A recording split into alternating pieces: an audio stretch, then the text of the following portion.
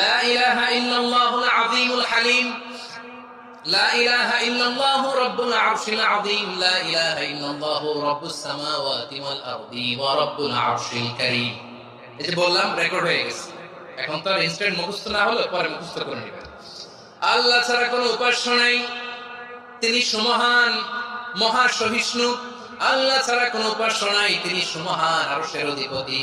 আল্লাহ ছাড়া কোনো উপাস্য নাই, তিনি আকাশের মালিক, জমিনের মালিক, তিনি সুবিশাল আরশের অধিপতি।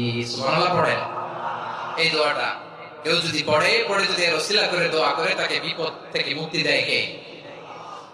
মনে থাকবে আপনাদের? তাহলে বিপদের প্রথম ধাক্কায় কি যেন পড়তে হয়? ইন্না লিল্লাহ। তারপরে কি বলে আল্লাহর কাছে নিজেকে সঁপে দিতে হয়? দেয়ালে পিঠ থেকে গেলে লা ইলাহা ইল্লা আনতা সুবহানাকা ইন্নী কুনতু মিনাজ জালিমিন। দুই নম্বর হচ্ছে লা ইলাহা ইল্লাল্লাহ।